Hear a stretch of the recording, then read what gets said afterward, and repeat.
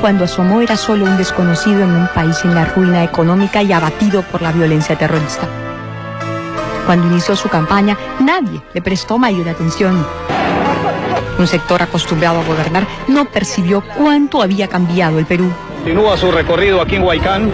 Pero ese personaje ajeno al país oficial supo darse cuenta y lo resumió en una sola frase: un presidente como tú. Igual que tú, sientan como tú, Perú igual que tú, Fujimori, presidente del Perú. Alberto Fujimori, un presidente como tú. Vota por el verdadero cambio. Marca el 90. Con apenas una idea, dividió el escenario. ¿Usted sabe realmente en lo que se ha metido? No estoy loco.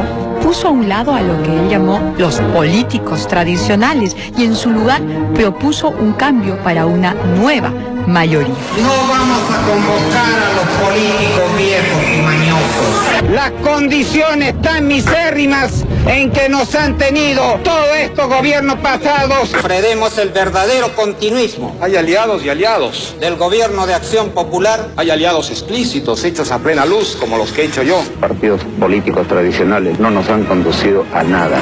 Yo creo que ustedes ven aquí a mis hijos. Mire, le voy a presentar Keiko Sofía. Todos mis amigos me molestan. La primera hija de la nación, así. No tenía un plan de gobierno, tampoco una organización política. Bueno, esos son secretos. Pero en un tiempo sin esperanzas, millones de peruanos aturdidos por la violencia y la pobreza, hartos de los políticos que llevaron al Perú a la quiebra, decidieron apostar por el desconocido llamado Alberto Fujimori. Hacer un gobierno trabajador que use la tecnología y fundamentalmente honrado. Para evitar la presentación de su plan de gobierno, fingió una enfermedad. Intoxicación, si el huevo ha sido causado por comer bacalao en Semana Santa. También recurrió a las evasivas.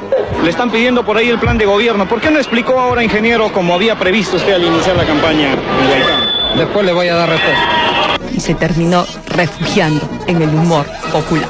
Mi neta, mi camión, me quedó patito. No sirve para el ataque. No se pone así. No debe robar. El gobierno debe ser honrado y honesto. Que somos capaces, junto con el pueblo, a resolver todo tipo de problemas. Las privatizaciones fueron su gran caja chica, la fuente de su clientelismo.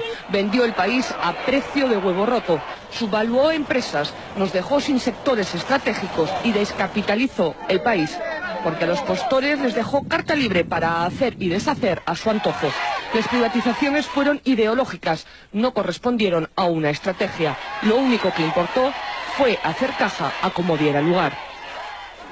Y esto es lo que se vendió: electricidad 68%, agricultura 35%, de la minería se vendió el 90% de las empresas estatales, el manufactura el 85.5% y de hidrocarburos el 68%. Todo por 9.221 millones de dólares, de los que solo ingresaron al Estado poco más de 6.000. La diferencia en gastos varios, impuestos, pago a burocracia dorada, saldos de empresas que no pagaron. Y de los 4.880 millones que gastó de la privatización, el 45% lo destinó a la compra de armamento de ese que ahora se cae y al pago de deuda externa, algo que por ley estaba prohibido. El dinero de la privatización debía ir al desarrollo social y a la pacificación interna. Vayamos con algunos hitos de la privatización. Petroperú se vendió por partes y se subvaluó.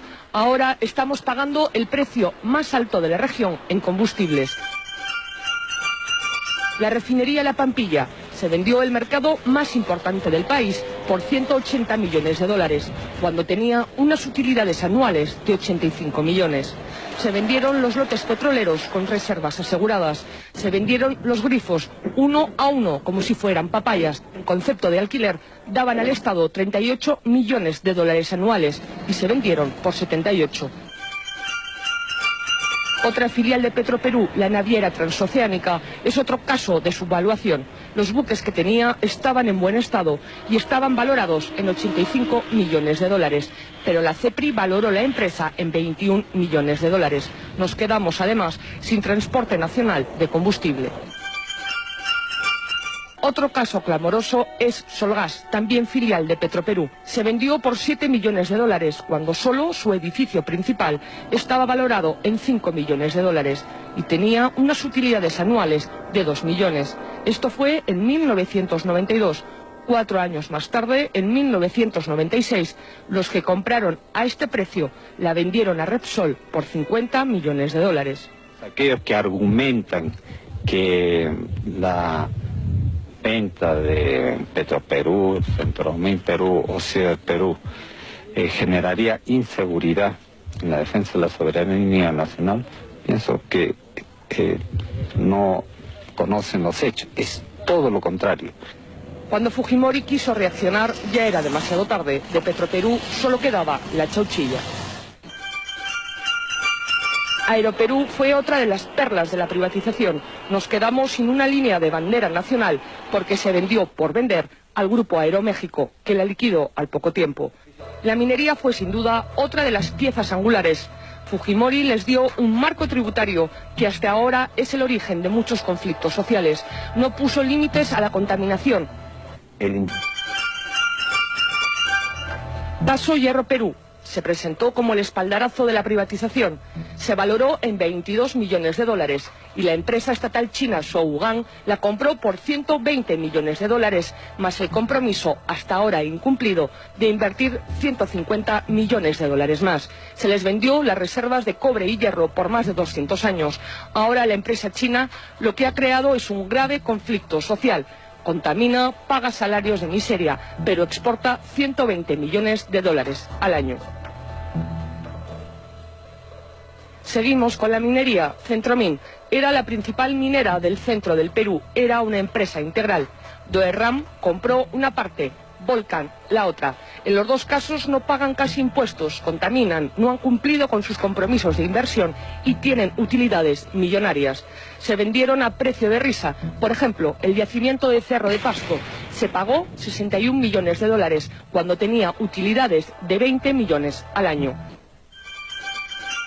Nosotros evitamos y hemos tomado en este momento el local a fin de evitar que en este gobierno, que ya está en las postrimerías, se llegue pues a una coligación a entregar pues a unidades estratégicas que son de interés del país. Minero Perú también se regaló. Solo un ejemplo, por el yacimiento de cobre de Quellaveco se pagó 12 millones de dólares y el compromiso de invertir 2.800 millones más. Y hasta ahora solo se ha invertido 70 millones. La misma empresa que compró Quellaveco pagó por un yacimiento en Chile, que era la tercera parte, 180 millones de dólares. Y además se privatizó la luz, el teléfono, vendimos la carne y nos quedamos con el hueso. Hizo del país una combi, nos llenó de carros de segunda, trajo las AFP sin condiciones. Definitivamente fue el hombre guantán, cobertura transparente, fondo triturado. Él sí que cumplió con perder una oportunidad histórica. Al fin y al cabo, era un japonés sin respeto por el país que lo acogió.